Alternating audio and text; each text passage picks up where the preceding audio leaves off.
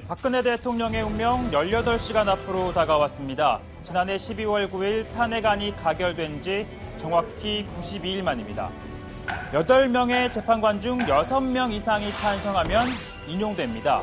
그리고 반대로 3명 이상이 기각 또는 각하 결정을 내리면 최종적으로 기각됩니다. 5명의 재판관이 탄핵 청구 자체가 절차상 하자가 있다고 판단하면 각하 결정이 내려질 수도 있습니다. 최종적으로 기각 또는 각하가 된다면 박 대통령은 곧바로 직무정지가 끝나는데요. 대통령직에 복귀하고 내년 2월 24일까지 직무를 수행하게 됩니다. 탄핵안이 인용되면 주문을 읽음과 동시에 대통령 신분은 박탈됩니다. 정해진 시간은 없지만 청와대에서도 나와야 하는데요. 짐 정리 등 고려해 합리적인 시간은 고려될 것으로 보입니다. 그럼 대통령이 어디로 가느냐? 취임 전까지 23년간 살았던 강남구 삼성동 자택이 가장 유력합니다. 4년 전 자택을 떠나며 약속했던 것처럼 말이죠. 좋은 대통령이 되도록 최선을 다하겠습니다.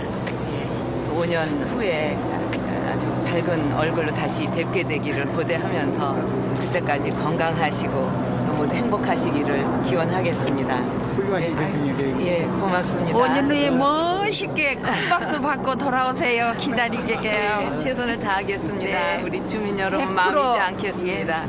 예, 고맙습니다. 예. 하지만 탄핵이 인용되면 이 약속 지키지 못하게 됩니다. 5년을 다 채우지 못했고 현재로서는 큰 박수도 받지 못할 것으로 보입니다. 이러한 가운데 대통령이 삼성동 사저를 팔고 새로운 곳으로 옮길 계획이라는 얘기가 나왔습니다. 청와대 측에서 사저 주변 건물을 알아봤더니 경호 여건상 불가능하다고 결론을 내렸다는 겁니다. 대통령의 국회의원 지역구였던 대구 달성군, 그리고 아버지의 고향인 경북 구미, 또 어머니의 고향인 충북 옥천 등을 고려해 볼 수 있습니다. 하지만 지방으로 옮기는 건 어렵다고 결론을 내리고 경기도 부처에 새 사저를 마련한다는 방침을 세운 것으로 알려지고 있습니다.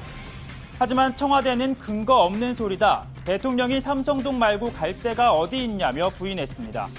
삼성동 사저와 경호동을 짓는다는 기존 계획에서 달라진 게 없다는 겁니다. 물론 경호실이 비밀리에 새로운 거처를 수소문했을 가능성은 배제할 수가 없습니다.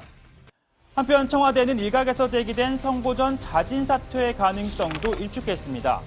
박 대통령도 청와대에 머물며 내일 결과를 지켜볼 것으로 보이는데요. 과거 자신의 발언처럼 기각 또는 각하를 간절하게 원하고 있을 겁니다.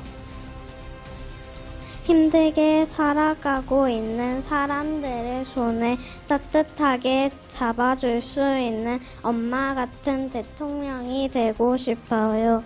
이런 얘기가 있어요. 정말 간절하게 원하면 전 우주가 나서서 다 같이 도와준다. 그래서 꿈을 이루어진다. 그런 아름다운 꿈이 꼭 이루어질 거라고 생각을 하고. 네, 간절한 마음은 탄핵 찬성, 반대 측 모두 같을 겁니다.